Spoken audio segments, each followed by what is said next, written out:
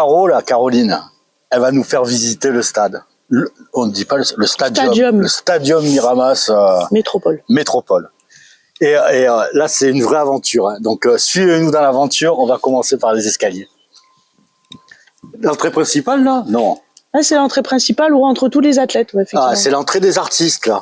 Bon, de tout le monde, hein, organisation. Mais le public, normalement, c'est... Le public monte en haut et les athlètes passent dessous. Allez, hop. Alors, on vous invite au stadium.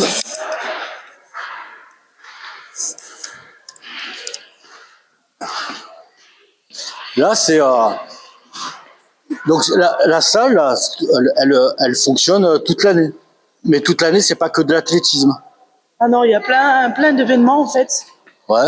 Il va y avoir des événements autour culturels, de musique, des concerts. Et nous, la période du 1er novembre au 31 mars, c'est uniquement l'athlétisme. Du coup, c'est ce mode-là. Sinon, des fois, ils recouvrent pour d'autres événements. Alors, on va laisser Maxime qui est derrière la caméra. On va lui laisser faire un petit tour de panoramique.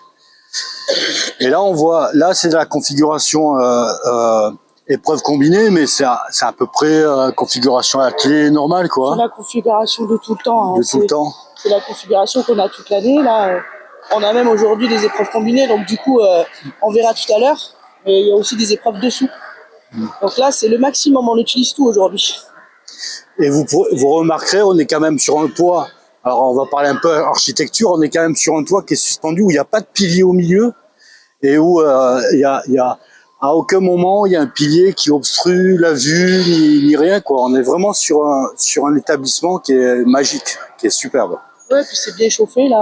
Je pense qu'il fait quand même une bonne température. Hein. C'est même un peu chaud là, je dirais. Oui, parce qu'il fait chaud dehors, mais sinon 17-18 degrés.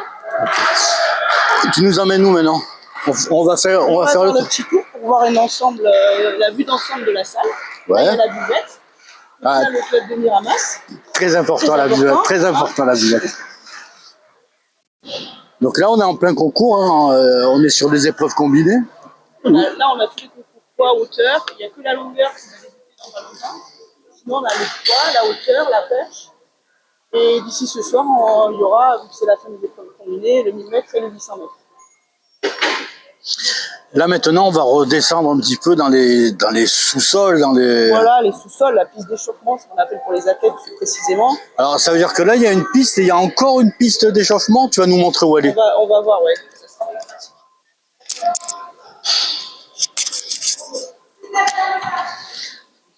Donc là, on est sur le côté de la cage de poids, là, enfin la cage de... C'est ça, là c'est la cage de poids. En fait, cette cage de poids a la particularité de pouvoir monter et descendre de façon électrique, on va dire. Hein. Donc, on appuie sur un bouton et elle remonte tout en haut pour d'autres événements ou par exemple pour les championnats de France. Au niveau visibilité, c'est ce qu'on a fait et qu'on va refaire cette année d'ailleurs. Quand les concours sont finis, c'est ça. On enlève des tapis, mais c'est surtout au niveau visibilité. Ça empêche qu'en fait pour la télé, parce que là c'est vrai on a des petits trous, on voit pas bien en face. Et du coup le fait de relever, on a une meilleure visibilité de ce côté-là, quoi. C'était pas comme ça au début, ça a été changé, hein, ça. Non, là en fait c'est une cage électrique là il y a eu un investissement par rapport à ça. Avant, c'était une cage en fait qui était tout posée avec des pontons. Ouais, je me souviens. Et pour l'enlever, ça prenait, on va dire, 5 fois plus de temps. Là, on a juste appuyé sur un bouton et tout remonte. Donc, on a un tapis de perche là-bas, au fond. Oui. Un tapis de hauteur là. Le départ du 60. Ouais. Ou 60 plat ou 60 haies ou voire d'autres distances. Longueur. Donc la longueur ou triple saut. Et là, le plateau de poids. Donc, ce qu'on disait par... Et ces modules-là, là on voit qu'il peut avoir deux... Oui, effectivement, on peut avoir, on l'avait fait au France FFSU, on peut avoir deux longueurs en même temps, mais après, ça fait qu'il n'y a plus de poids. Donc, en fait, soit il y a le poids, soit il y a deux longueurs. Ce qu'on fait très rarement.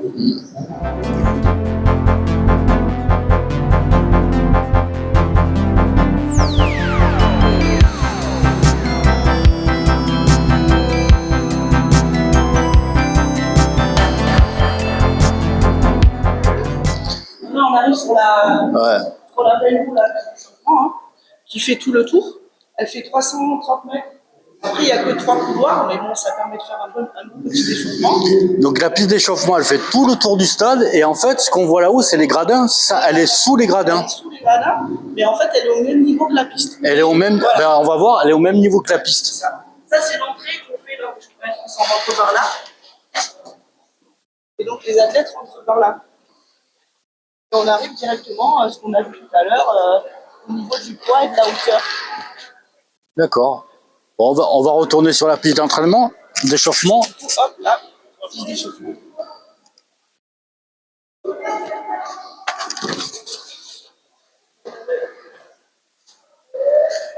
Donc voilà, c'est vrai que moi je vois beaucoup de monde, quand il y a une grosse compétition, je vois beaucoup de monde ici qui vient de s'échauffer, les coachs qui sont sur les coins. Il y a un peu moins de monde de ce côté.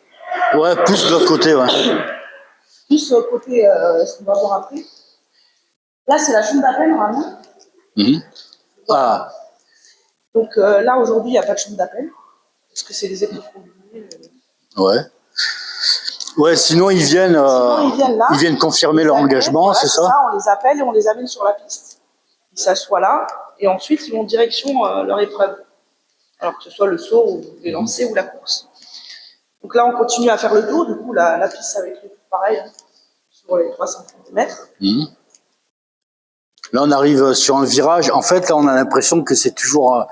Il n'y a pas de place, c'est toujours un rond, en fait. Hein. On est toujours en train de prendre un virage, là. Voilà, c'est ça, c'est toujours en rond. Après, la seule différence avec la piste principale, c'est que c'est pas surélevé. Sinon, c'est... Ouais.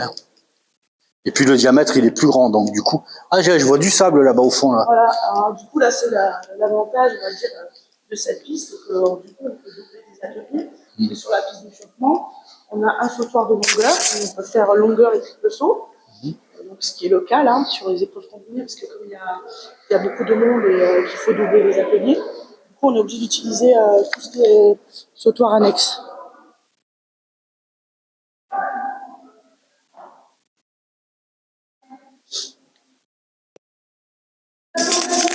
Et donc, on va enchaîner. Hein. Et donc, du coup, donc sautoir annexe, on utilise la longueur.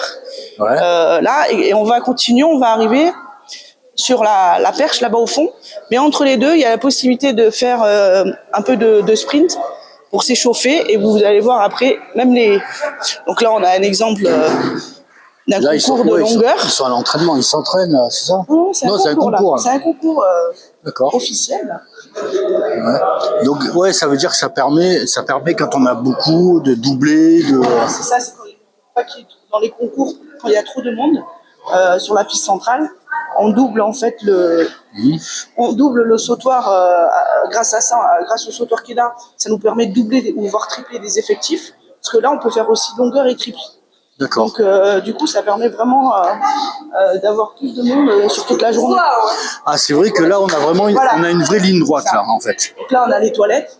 Ouais, dans la ligne droite. C'est important. Ouais. Et dans la ligne droite, là, ça permet de faire l'échauffement sur le sprint, sur les haies, ce qui s'est passé tout à l'heure. Ouais. Et au fond, le tapis de perche, comme je disais, et le tapis de perche, il est très peu utilisé. Il est utilisé surtout à l'entraînement. Aujourd'hui, on l'utilise parce que c'est les épreuves combinées. Il y a 90% des fois, c'est utilisé pour les épreuves combinées. Sur les départementaux, les régionaux, individuels, on utilise très peu ce sautoir. D'accord. Donc là, on voit, ça continue. On est de l'autre côté. Voilà, on est de l'autre côté. On est de l'autre côté du. Côté arrivée en fait. Ouais. Donc il y a la ligne d'arrivée, ouais, c'est ça. Il y a la ligne d'arrivée. On voit au fond. Au fond, on a le. On a le poids. Voilà, on est à l'opposé. Tout à l'heure, on est rentré par le poids. Et là, on est à l'opposé du poids, côté ligne d'arrivée, au niveau de l'anneau. Hein. D'accord. Allez. Et là, on continue. Donc là, en fait, la piste. Il y a une ligne droite qui fait à peu près 100 mètres, hein, du tapis de perche jusqu'à la longueur. Ça fait à peu près 110 mètres. Hein. Ouais, donc, ce qui permet de faire des bons échauffements concernant les haies ou le sprint avant qu'ils rentrent sur la piste principale. Là, ils sont sur un concours officiel. Alors là, ils sont sur un concours. C'est ce que je disais tout à l'heure. Il est souvent pas utilisé parce qu'en fait, ce sautoir, il y a très peu d'élan. En fait, là, en fait, on peut pas mettre la perche à ce niveau-là. Donc, il y a que 25 mètres d'élan. Ce qui permet pas que des personnes qui sautent plus de 5 mètres ou 4 mètres 50, ils peuvent pas faire ce concours ici. D'accord. Donc c'est limité à des personnes qui sautent un peu plus bas D'où là, on a mis les personnes qui montaient un peu moins haut que sur la piste principale. D'accord. Bon, Et pour les entraînements, c'est surtout ça, il est beaucoup utilisé pour les entraînements. on continue là. Alors, il y a des choses à voir là ou on continue à gauche? Il y a des choses à voir là. Il y a des choses à voir là. On y a va. une salle de musculation, dernier cri. Ah ouais, oui, oui, là, la salle de musculation. Ah.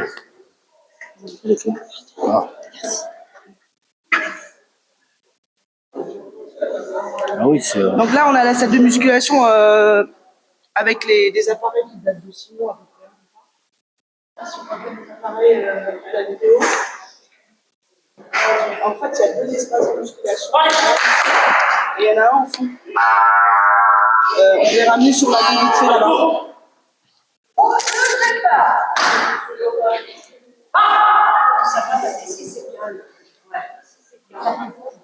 Vestiaire? Alors là, effectivement, avant d'arriver sur la deuxième salle de muscu, là, là, il y a l'antidopage pendant les championnats de France sur la gauche. Et sinon, c'est tous des vestiaires. Il y en a 4 ou 5. Donc, nous, on n'utilise pas forcément, mais quand c'est des sports pro ou à l'entraînement, des fois, ils l'utilisent. Nous, sur les compétitions, on utilise un peu moins. Les athlètes arrivent à venir.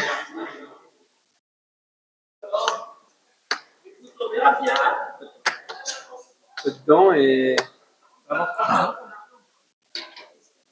Et là, on a une nouvelle salle encore. Voilà, c'est un gymnase en fait. comment vas-tu? Ça va, toi oui, c'est. On a une nouvelle, un gymnase en fait. L'avantage de ce gymnase, c'est qu'on peut y faire la hauteur lors de nos compétitions. Et surtout, si on regarde bien le terrain, c'est du tartan. Donc du coup, ça permet, nous, ça nous d'aller avec les permet pointes et tout. exactement, ça permet de mettre les pointes et c'est exactement pareil que si on était sur une piste d'athlétisme. Et donc après la salle de muscu dont on parlait, la deuxième, qui est un peu plus sur tout ce qui est cardio avec des vélos, c'est celle qui au fond elle a été faite récemment. Parce qu'avant elle n'existait pas. Et dans le cadre des Jeux Olympiques, l'idée c'est de faire venir des délégations un peu que ce soit des Kenyans ou d'autres délégations. Donc du coup ils ont eu l'objectif d'agrandir les 2 espaces de muscu pour qu'en plus accueillir plus de monde, plus de délégations. Bon, ils vont pas empiéter là-dessus. Non, là c'est déjà deux belles grandes salles, 50 mètres carrés, elle fait celle-là et l'autre aussi. Il y a pas mal Il y a pas mal d'engins là, d'ateliers. Il y a de quoi faire. Il y a le pôle là qui s'entraîne ici, d'athlétisme qui s'entraîne ici. Avec, géré par Laurence Manfredi. Et du coup, ils ont un bon équipement, autant au niveau musculation que bien sûr tout le reste, tout ce qui est dans cette salle pour l'athlétisme, qui est vraiment dédié à ça. Bon, continue la visite. Allez, c'est parti.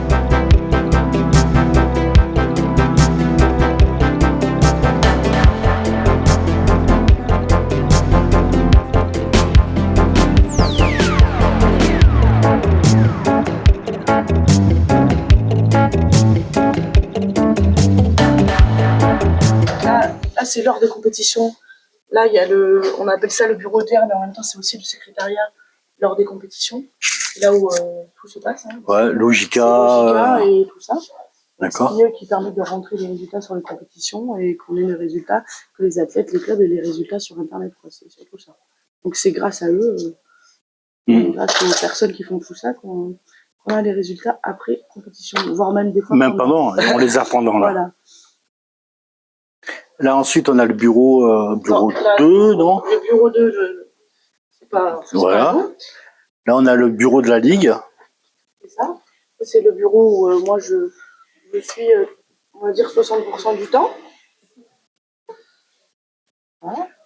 T'as une belle vue, j'allais dire, j'ai pas de fenêtre, on n'a pas de fenêtre, mais on a une vue quand même assez globale sur le stadium et on peut aussi vérifier s'il y a des choses qui se passent ou pas. C'est ça. Et donc là, on voit bien la compétition, c'est surtout ça qui est intéressant.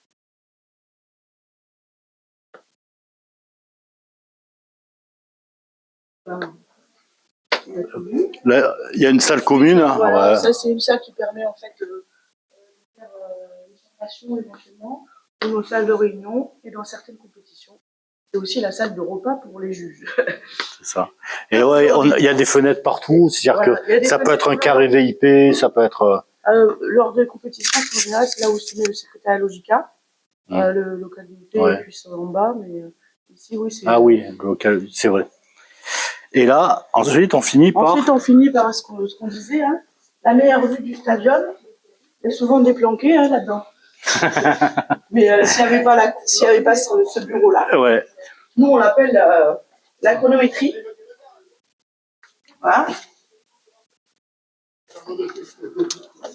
On vous laisse d'abord en premier parce qu'il faut voir la vue. Alors, ouais, c'est vrai que ça bouge pas beaucoup. Hein. On voit. Enfin, moi, je dis ça comme ça, mais. Donc là, on est sur le lieu magique, en fait, où on a une super vue. Maxime va nous faire une panoramique. Et là, on a tous les bénévoles qui sont sur la chronométrie. Comment on dit chrono, Jean-Marc? C'est la chronométrie électrique. Ouais. On donne les temps officiels. Vous donnez les temps, vous les prenez avec les caméras. On a juste les caméras là qui prend l'arrivée, juste les deux arrivées. Les arrivées du 60, les arrivées Et ensuite, c'est de l'anneau. affiché sur l'écran à gauche. Et c'est affiché sur l'écran. On va mettre un truc. Un exemple comme ça, il va le voir. On va mettre une photo. Donc on a la photo. La photo, c'est la photo finish qu'on dit. C'est ça là? C'est ça là? Le finish. Photo finish. Max, regarde. Là on a une. Ce que tu as là, c'est avec le carrément.